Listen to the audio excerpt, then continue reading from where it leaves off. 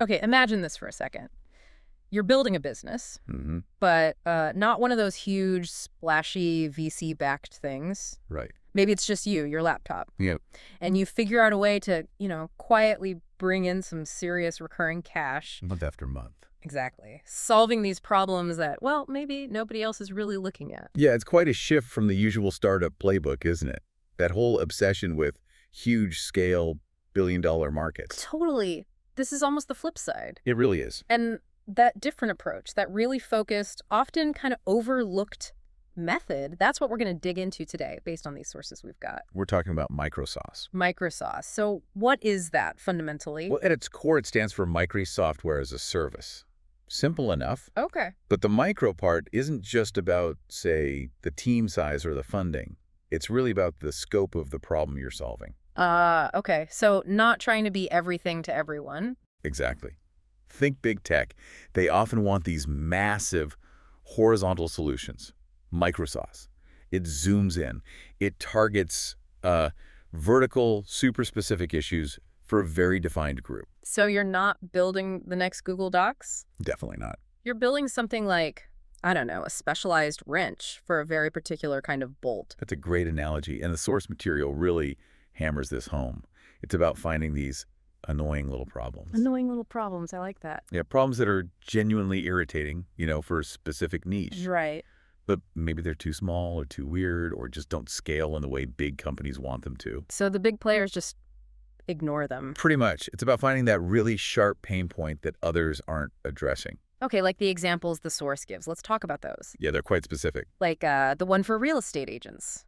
Spending ages formatting listing details for Instagram stories. Right. Tedious work. And someone built a Microsoft tool just for that. You pop in the listing info. And boom, out comes formatted story graphics. Ready to go. That is incredibly niche. But think how valuable that is if you're that agent. Saves you tons of time. Makes sense. Or the podcast host example. Mm-hmm. Cleaning audio, getting transcripts. Mm-hmm. It could be a real drag. Yeah, tell me about it. So a Microsoft could be a tool designed specifically to automate those tasks for podcasters. Again, very focused. And the one I thought was really clever was for Shopify store owners. Oh, no, the AI tracker. Yeah. It only watches product reviews. Yeah. And the second, literally the second a review dips below 4 stars. Ping, you get an alert. Talk about solving a very specific kind of business anxiety. And these examples, they all point to that same core idea, right? Find a sharp, specific pain for a clear group. And build a simple, effective software fix for it. Exactly. So our mission today really is to kind of unpack the thinking behind this. Like, what's the magic here? Why does this work? And how is this, quieter way of building a business becoming so much more possible now? Right. Let's get into the mechanics. Why does it work without needing millions of users? Well, that's one of the most compelling parts, according to the source.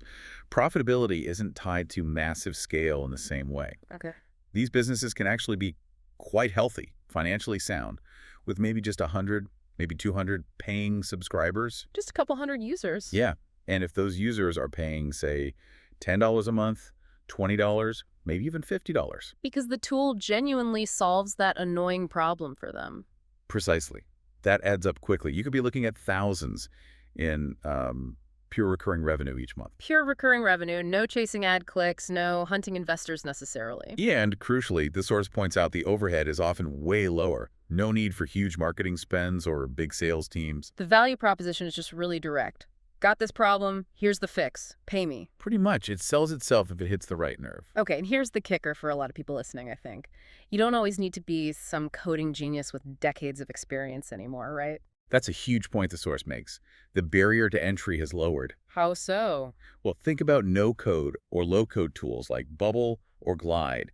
You can build applications visually now. Without writing lines and lines of code. Exactly. Or you can leverage APIs. APIs, those are like the connections between different software pieces. Spot on. You could use something like ChatGPT's API to add really sophisticated AI features to your simple tool without having to build that AI yourself from scratch. Wow, okay, so that really changes things. It does. It means the bottleneck shifts. It's less about your deep technical chops. And more about your ability to spot that specific annoying problem. Yes.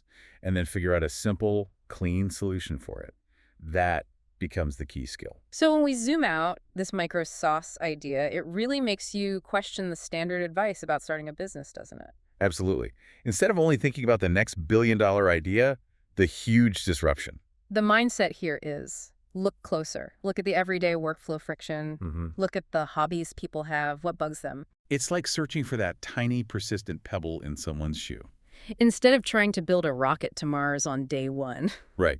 Solve the pebble problem first. And the source leaves us with this really interesting kind of provocative thought. Yeah. That maybe that's where the real sustainable money often is. Not in the moonshots, but in quietly solving these specific nagging problems. And that this focused approach is how a lot of people are building these, what you might call quiet empires heading into 2025. Quiet empires, I like that. It definitely makes you think differently about where opportunity lies, doesn't it? Maybe the biggest ideas aren't always the ones to start with. Gives you a whole new lens, really. Makes you wonder, what small problem out there are you seeing every day that could be solved?